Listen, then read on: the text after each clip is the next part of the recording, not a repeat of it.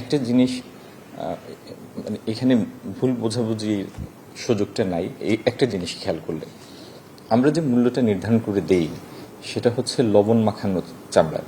পশুর গা থেকে খুলে নেওয়ার পরে আপনি যদি 4 থেকে 6 ঘন্টার মধ্যে একদম পরিষ্কার করে লবণ না মাখান তাহলে চামড়াটা পচা শুরু করবে।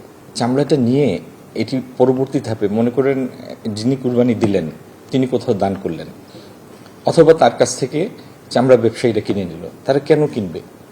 এটা নিয়ে ব্যবসা করার জন্য তো কিনবে। তো পচে যাওয়া জিনিস বা যেটি পচন ধরেছে সেটি তো কিনবে না।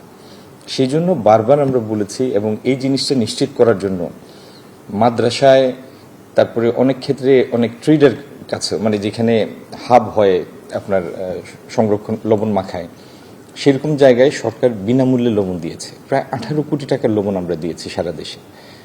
একটি উদ্দেশ্য যে নির্ধারিত সময়সীমার মধ্যে যেন চামড়া পরিষ্কার করে লবণ মাখানো শুরু হয়। আর একবার লবণ ঠিকমতো মাখালে এটি 4-5 মাস ধরে সংরক্ষণ করা যায়।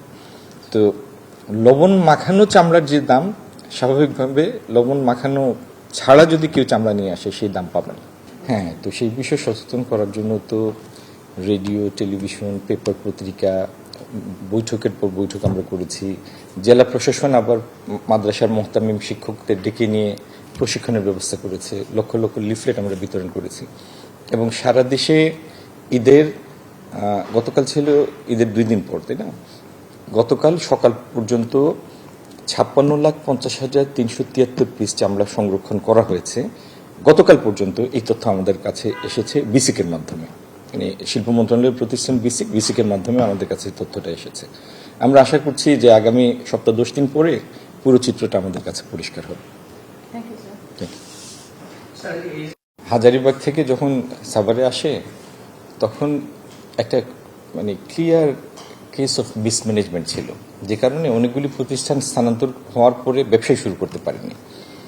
আর পুরো সেক্টরটার যারা পার্টিসিপেন্ট, যারা ট্যানারি, এদের প্রত্যেকটা যদি আমরা আন্তর্জাতিক সনদ প্রাপ্ত হতো, এলজিডব্লিউ সনদ প্রাপ্ত হতো বা এলজিডব্লিউ গোল্ড হতো, তাহলে ভালো ক্রেতা যারা তাদের কাছে তাদের বিক্রির সুযোগ থাকতো। গার্মেন্টসে যেরকম কমপ্লায়েন্ট ফ্যাক্টরি না হলে ভালো বায়ারের কাছে যেতে পারে না, এখানেও তাই। যদি কমপ্লায়েন্ট না হয় ভালো ক্রেতা তার কাছে কিনবে না, আর ভালো ক্রেতা না কিনলে তো ভালো দামও পাবে না।